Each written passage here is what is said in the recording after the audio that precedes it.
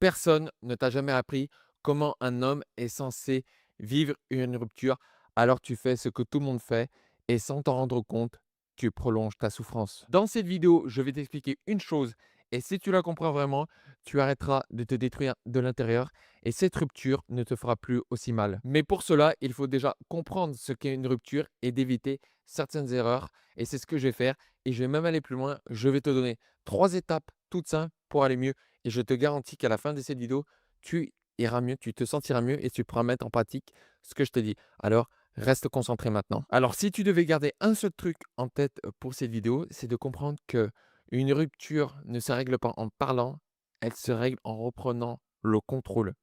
Et ce que j'appelle le contrôle, c'est le contrôle de ses émotions et le contrôle de sa vie. Parce qu'actuellement, tu as vécu une rupture, donc émotionnellement, tu n'es plus très stable et ça se comprend, hein. Tu vois, je ne suis pas en train de te dire que c'est mal ou que c'est anormal, c'est totalement normal. Et tu as sans doute perdu le contrôle de ta vie. Tu as perdu le contrôle de ta vie parce que très souvent, et c'est ce que font, et ça je vais le rappeler, je vais le rabâcher autant de fois qu'il le faut, c'est que beaucoup trop d'hommes ont mis leur femme au centre de leur vie et du coup, ils ont perdu le contrôle. Peut-être qu'ils ont perdu des amis en route, peut-être des membres de leur famille, tout ça. Et ça, ça fait mal, ça. Donc j'aimerais que tu gardes en tête qu'une rupture, c'est avant tout reprendre le contrôle de ses émotions et de sa vie. Bon, maintenant que tu as compris que le plus important, c'était de reprendre le contrôle, je vais te dire 3 choses que tu ne dois pas faire. Des erreurs qui sont très courantes, mais il faut commencer par là. Il faut à tout prix que tu évites ces 3 erreurs. Et le premier truc, le plus courant, c'est vouloir comprendre. Pourquoi on en arrive là? Pourquoi cette rupture? Parce que très souvent, elle va te balancer une excuse du genre: «Tu mérites mieux, ça va plus entre nous», tu vois? Des trucs vagues et toi, tu es un homme, tu es rationnel, tu veux comprendre. Non, c'est comme ça les hommes, on veut comprendre le pourquoi du comment, mais elle, ouais, elle te balance un truc comme ça, alors que c'est peut-être l'accumulation de certaines choses qui font qu'elle en a marre ou peut-être, sous l'instinct, on ne sait pas, mais vouloir comprendre, ça ne sert à rien. Tu es un homme, tu es rationnel, elle est une femme, elle est émotionnelle. Et vouloir comprendre les raisons du comment, ça ne changera pas la situation. Donc déjà, oublie ça, même si je sais que c'est pas facile, car encore une fois, tu es un homme, tu veux comprendre, mais je te garantis que ça n'en vaut pas la peine et que ça ne sert à rien. Et ensuite, dans la même continuité, vouloir expliquer, vouloir te justifier, ça ne sert à rien. Quand une femme prend une décision comme ça de te quitter, ça a été réfléchi bien en amont. Soit elle a un plan de secours, donc ça ne sert à rien, ou soit la personne mais elle ne veut plus être avec un homme comme toi parce que tu n'es plus l'homme qu'elle voulait à ses débuts ou peut-être qu'elle t'a pris par défaut.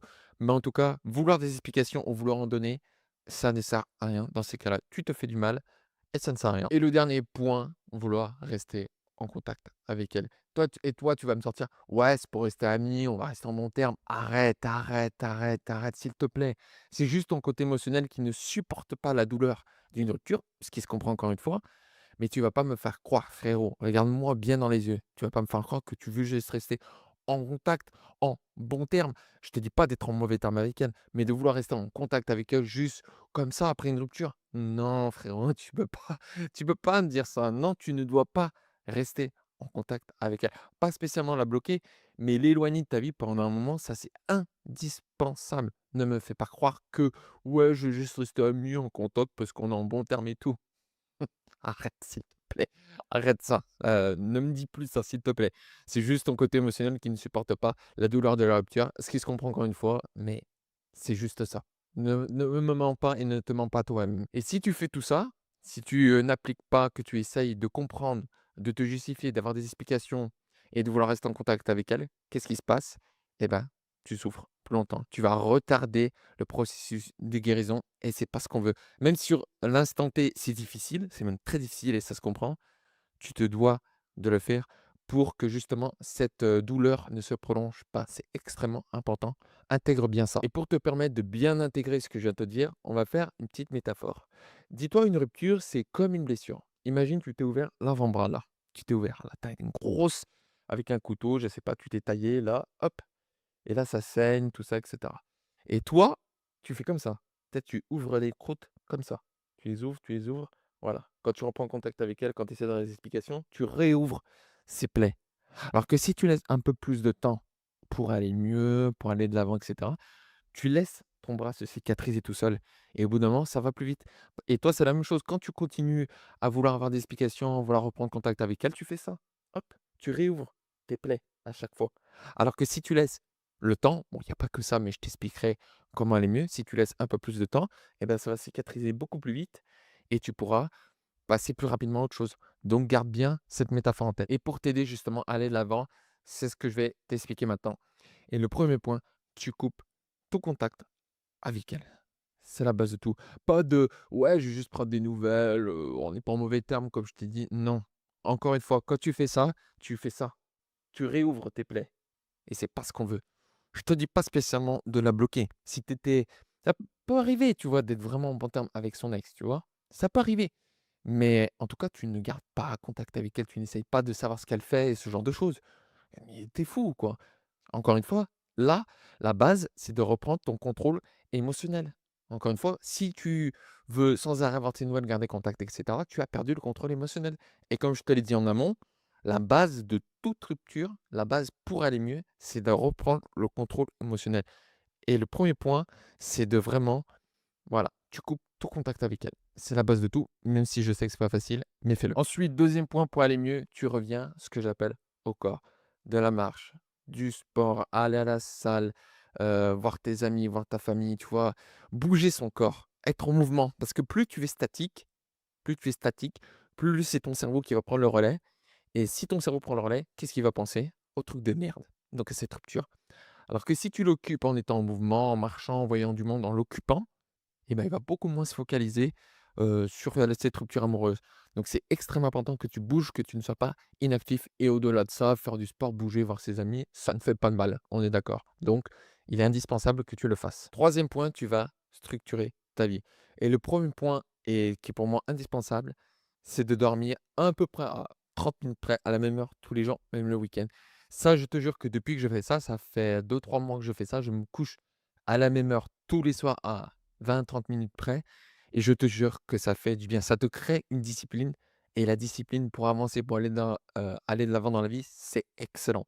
Donc c'est extrêmement important que tu te couches à la même heure déjà pour la récupération, pour aller mieux parce que plus tu dormiras bien, plus tu seras reposé, moins tu auras cette tendance à avoir ces pensées de merde parasite. Tu comprends? Donc c'est pour ça qu'il est extrêmement important de bien dormir et pour ce faire, la première étape, c'est de te coucher à la même heure tous les jours. Et ensuite, pour structurer un peu ta vie, tu vas te fixer des objectifs simples. Te muscler, apprendre, une langue, développer un business, monter dans ton boulot, si tu peux, développer une compétence dans ton boulot, peu importe. Mais tu dois te fixer des objectifs. Encore une fois, ton cerveau, c'est toi qui décides de ce que tu en fais. Si tu ne fais rien, si tu mets ton focus que sur la rupture amoureuse, bah, qu'est-ce qu'il va faire ton cerveau? Il va mettre son focus là-dessus. Alors que si tu l'occupes d'une certaine manière, plus intelligente, et ben il va beaucoup moins penser à ces pensées de merde, parce que c'est des pensées de merde, on est d'accord. Il va mettre son focus sur ce que tu as envie de faire. Si tu développes une compétence, apprendre l'anglais et cetera, aller à la salle de sport, ce genre de choses, et ben, il va mettre beaucoup plus son focus là-dessus et résultat, tes pensées parasites vont petit à petit diminuer de plus en plus jusqu'à ne plus te faire aucun effet. Alors que si tu ne fais rien, tu ne structures pas ta vie un minimum, tu ne fais rien, tu te laisses aller, tu te dis: «Oh puis merde, de toute façon ça me fait chier, j'ai pas envie», et bah, tu vas aller ça va mettre beaucoup plus de temps à disparaître et c'est pas ce que tu veux. Donc déjà, pour toi, déjà pour ton bien-être et pour avancer dans la vie, c'est extrêmement important que tu te focalises sur des objectifs simples. Pas besoin d'être à la David Goggins, de se fixer des objectifs de fou furieux.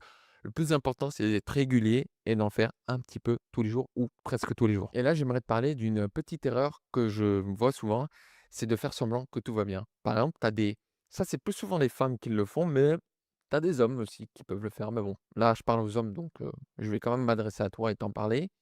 C'est les hommes qui postent sur les réseaux sociaux des citations, ce genre de choses, ou qui montrent que cette rupture ne leur a pas fait mal. Non. Parce que si tu allais vraiment bien, tu ne passerais pas ton temps à dire: «Oh regardez, non, cette rupture m'a rendu plus fort» ou «Cette femme était toxique et je vais de l'avant». Arrête, arrête, pardon. Mais il faut que tu arrêtes avec ça. Dans le fond, tu ne vas pas bien et tu le sais et c'est OK. C'est OK de pas aller bien. Mais ne sois pas le genre de mec, needy qui a besoin de prouver à ses amis, à la terre entière ou même à des inconnus que tout va bien. Tu ne vas pas bien à l'instant T et c'est OK, mais ne le poste pas et ne le raconte pas à tous les toits que tout va bien. Tu tu peux en parler à des personnes de confiance dans le privé, mais ne sois pas le genre de mec à poster des stories, des citations, toutes ces conneries pour faire genre que tu vas mieux alors que ce n'est pas vrai. Arrête avec ça. Et tu l'auras compris, la bonne attitude à avoir, c'est te refocaliser sur toi. Et non, ce n'est pas égoïste. Non, non. Il faut que tu te je vais y arriver. Refocalises sur toi avant tout. Parce que je ne sais pas si tu l'as oublié, et ça beaucoup de gens l'oublient, mais tu es la seule personne qui te suivra de ta naissance à ta mort. Tu peux rencontrer des personnes et être proche avec des gens, mais la personne avec qui tu vas traîner toute ta vie, que ça soit tes douleurs, qu'elles soient physiques ou psychologiques, il n'y a que toi qui les sens. Donc c'est indispensable que tu te recentres sur toi avant tout. Tu ne peux pas aller bien si tu n'es pas bien avec toi-même, si tu n'es pas refocalisé un minimum sur toi-même. Et le problème, c'est qu'après, c'est que pendant une relation de couple, beaucoup d'hommes s'oublient. Ils mettent des projets de côté, ils mettent des amis de côté, ils mettent des membres de leur famille de leur côté, parfois. Et résultat, une fois qu'ils sont tout seuls, confrontés à eux-mêmes, eh ben, ils sont perdus. Parce qu'ils ont mis leur focus pas assez sur eux-mêmes. Donc il est indispensable que tu comprennes ça. Refocalise-toi sur toi-même, intègre-le et comprends-le. Et pour un peu terminer tout ça, j'aimerais que tu gardes un truc en tête. Une rupture ne détruit pas un homme, c'est sa réaction qui le fait. Parce que je vais te prendre un exemple que j'ai eu personnellement. Avec la première copine qui m'a quitté c'était il y a 7-8 ans à peu près.